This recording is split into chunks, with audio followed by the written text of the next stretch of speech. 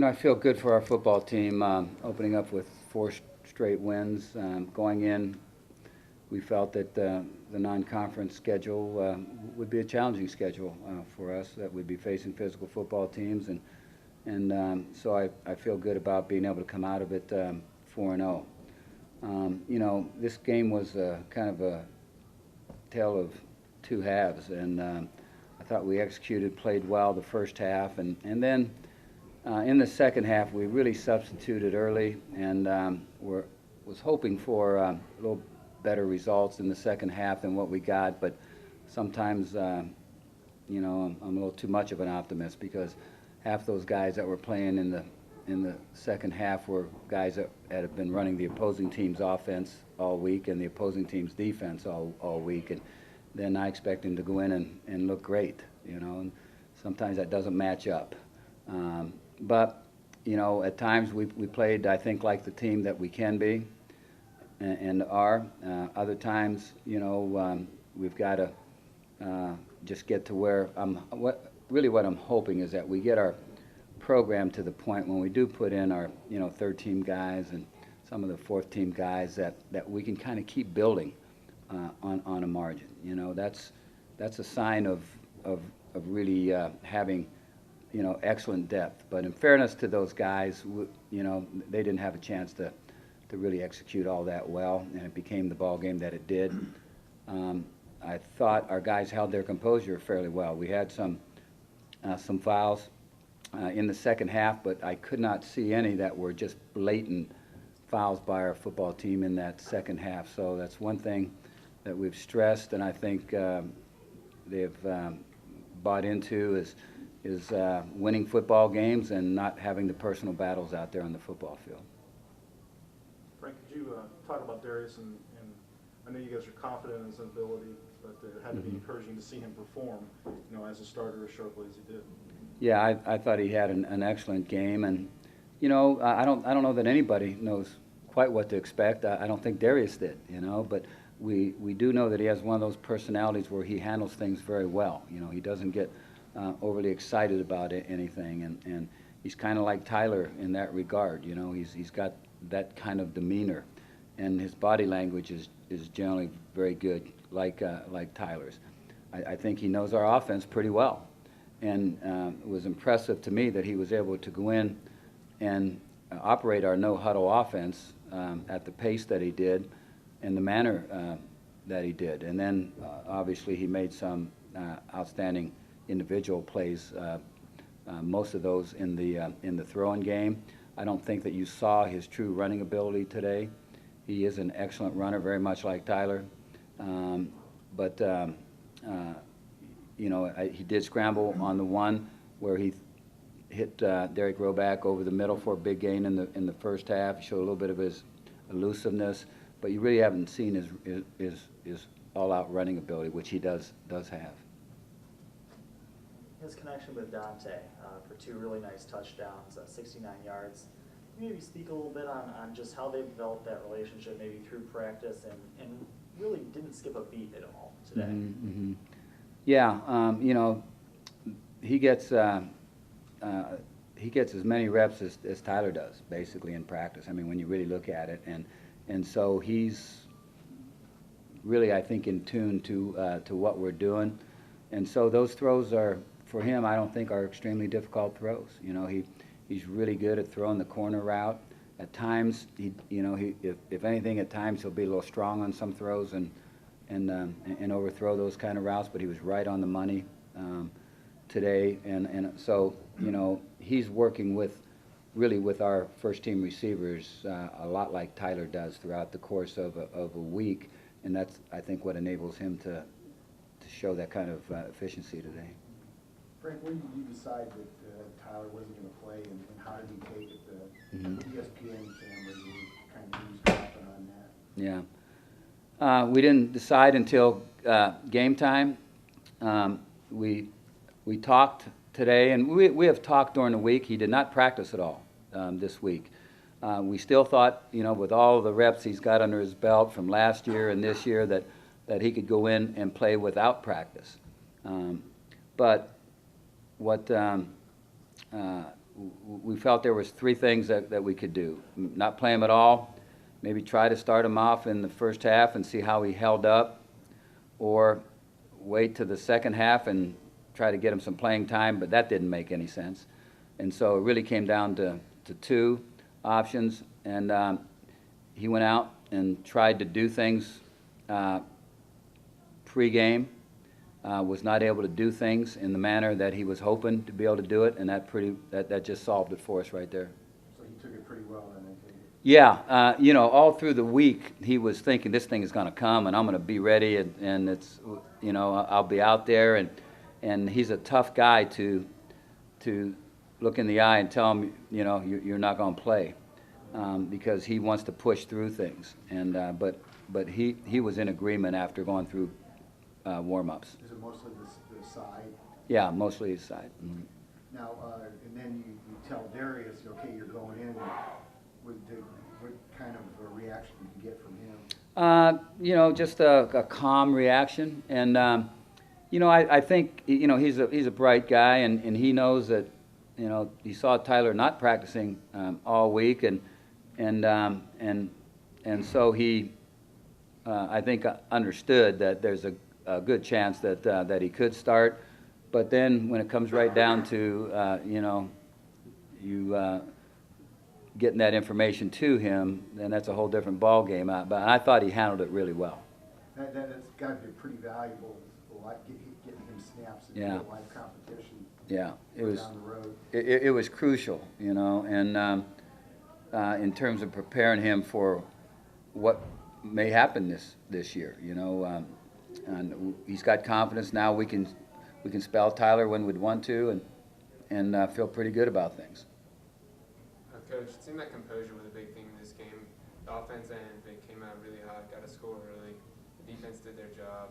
Norfolk State wasn't able to really get many yards throughout the entire game. And when the trippy play started happening, you guys were able to stay composed. Can you talk about that throughout the game?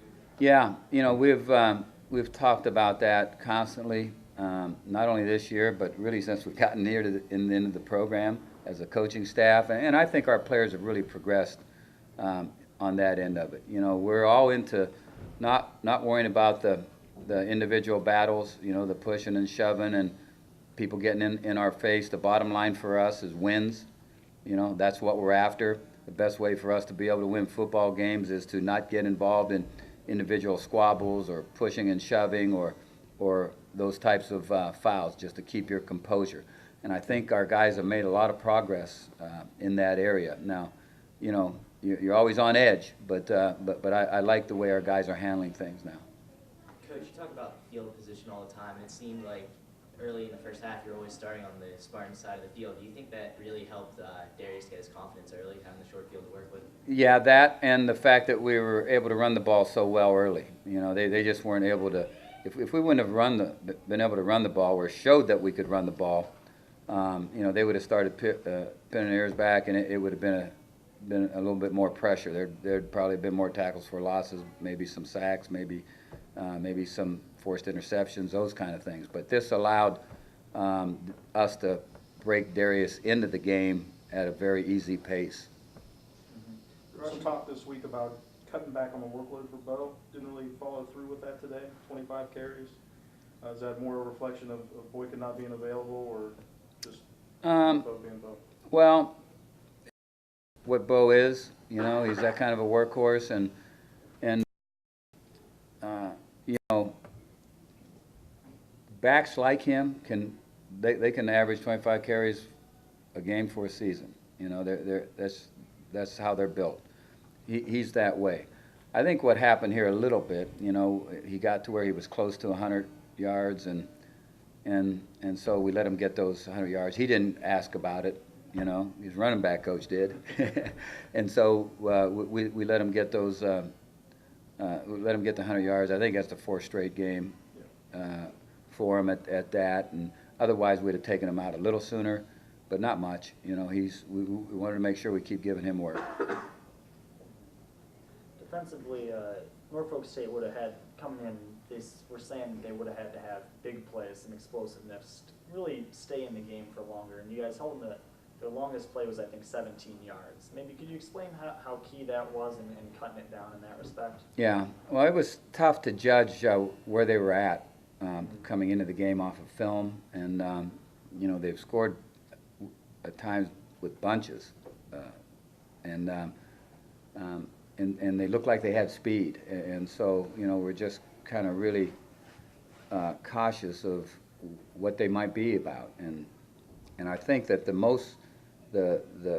defense played so aggressively at first, stopped their running game, and then that forced them into throwing a little more throwing situations than probably they wanted to be in, and I think we were playing pretty good overall defense, and that basically controlled the early part of the game for us. You know, we did get the interception or the fumble early, and then more turnovers came, and I think that was from aggressive football, and I think it was probably discouraging for them early on not to be able to find a way to move the ball, and that kind of set the tempo for us. Kind of shut down their confidence early, and then no one player had more than 50 yards either receiving or on the ground, and that was kind of a question mark coming in, who is their go-to guy a little bit.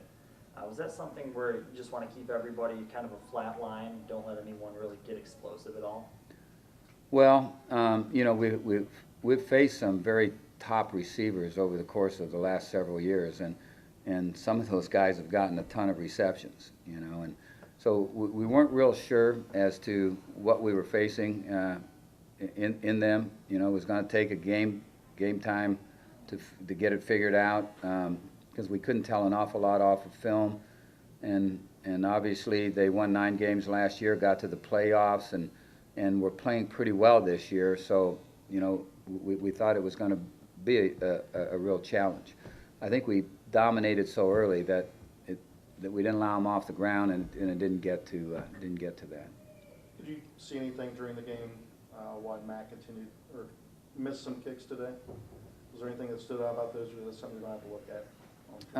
You know, I talked to him as he came off the field, and he just wasn't able to pinpoint it right then, and so we'll have to look at it and see. You know, he's gone a little bit more in spurts this year than what he has in previous years, and so I know he's troubled by that and bothered by that. You know, he kicks them so strong and so straight at times, and then all of a sudden, you know, he gets to where one or two get shanked a little bit, and what's truly causing that, we need to dig into that.